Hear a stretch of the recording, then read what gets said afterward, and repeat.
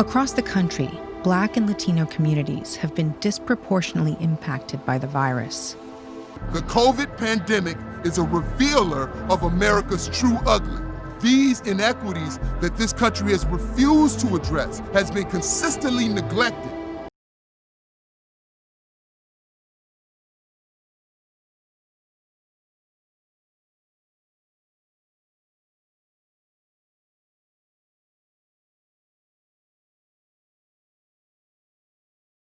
Or lack of historical knowledge, President Trump has chosen to kick off his re-election campaign in a city notorious for racist violence and mass murder. In 1921, Tulsa's prosperous Greenwood neighborhood was known as Black Wall Street, when armed gangs of whites rampaged through Greenwood, killing and burning. Planes dropped incendiary bombs. Witnesses. In 2020, Tulsa remains segregated with a history of racially discriminatory policing. Why then hold a rally in a state he'll almost certainly carry again? It's a volatile combination, a history of massacre, a bitterly divided nation on edge, and a deadly virus spreading fast, with a president poised to stir up the brew. Rob Reynolds, Al Jazeera.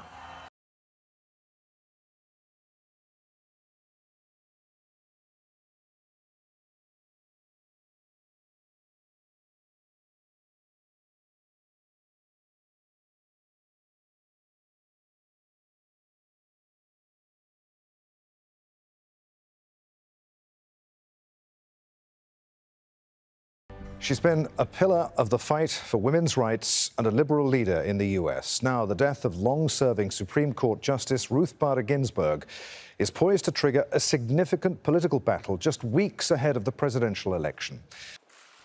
In 2016, Justice Antonin Scalia, a Republican choice, passed before the presidential election. The Senate refused to confirm a Democrat successor named by President Obama. Democratic candidate this time round, Joe Biden, says there must be no decision until the election has passed. The Republican leader in the Senate, Mitch McConnell, says he will press ahead with nomination hearings if given a name by Donald Trump. That is almost certainly going to happen. Well, the makeup of the Supreme Court could now take a sharp turn to the political right. That's because President Trump will likely try to put a conservative successor in place, even if he doesn't win November's election. The court is made up of 9 members, and up to now has been split 5-4 in the Conservatives' favour. Chief Justice John Roberts was appointed by a Republican president.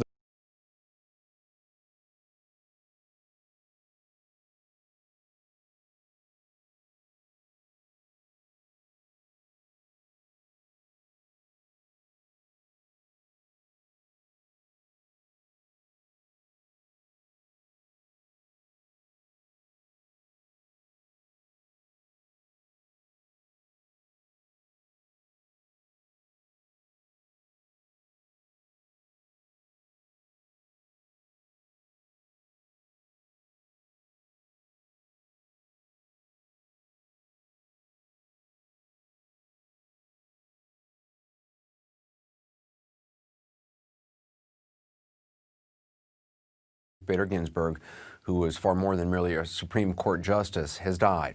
Justice Ginsburg died at home in Washington, surrounded by family. A lot of people are tuning in right now wondering what this means for the Supreme Court, what this means for Capitol Hill and a confirmation process and the election. This is sort of the crown jewel when it comes to what a president can do, and that is to fill a Supreme Court vacancy. It is remarkable how many Trump appointees are now on the bench. And when it comes to the Supreme Court, that is the ultimate. And it is a #1 goal and has been his whole career for Mitch McConnell. So he's probably going to be impervious to accusations of hypocrisy. But I'm already getting texts from Democrats saying that they want to try to figure out a way around it to try to block McConnell from doing that in any time, either now or more likely, as Manu was saying, in a lame duck session after the election.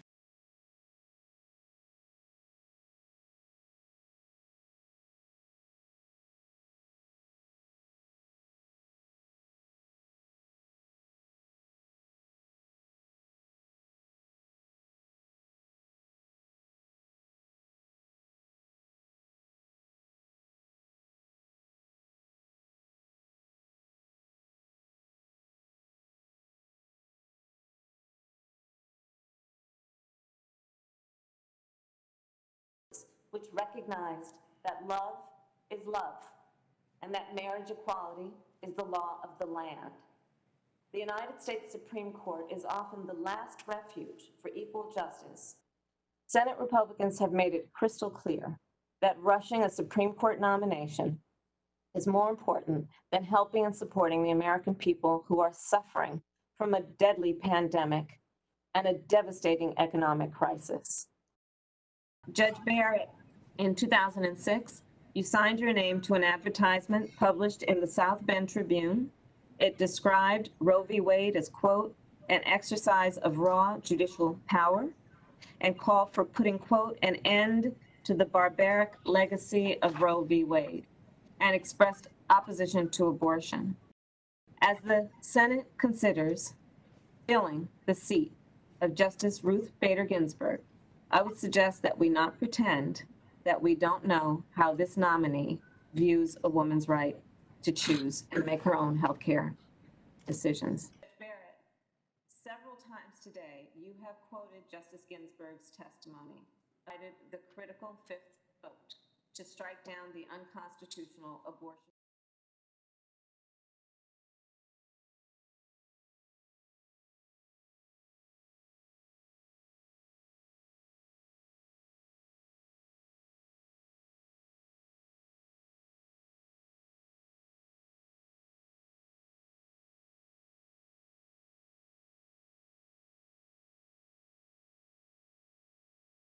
School officials told U.S. Secretary of Education Betsy DeVos 85% of their 650-plus students are currently participating in at-home learning. So there's been a big priority put on improving technology. I think this is a tremendous example of the need for different kinds of options and experiences for students.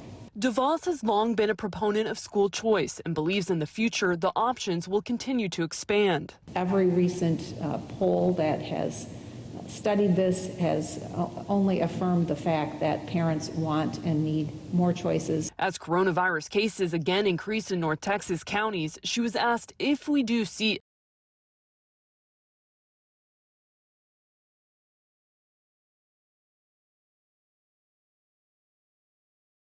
that will start on January the 20th, 2021. That plan will be built on bedrock science. It will be constructed out of compassion, empathy, and concern. I will spare no effort, none, or any commitment to turn around this pandemic. Folks, I'm a proud Democrat. But I will govern as an American president. I'll work as hard for those who didn't vote for me as those who did. I'm proud of the campaign we built and ran. I'm proud of the coalition we put together, the broadest and most diverse coalition in history, and especially for those moments where this campaign was at its lowest ebb. The African-American community stood up again for me. You've always had my back, and I'll have yours.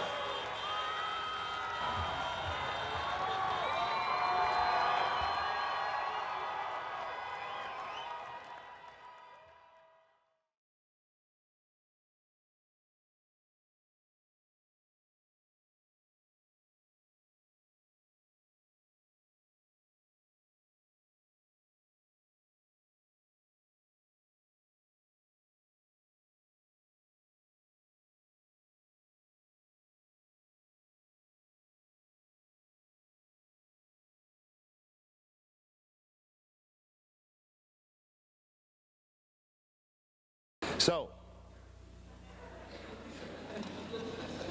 we hold the trump. When you try to slaughter our people and leave them with nothing to lose, you created somebody with nothing to lose. And if I ain't got nothing to lose, what are you going to do to me? We have one thing to lose. That's our children. And we've never done that yet. And there's no reason for us to do it now. We hold the trump, I said, right? Patience and shuffle the cards. Thanks.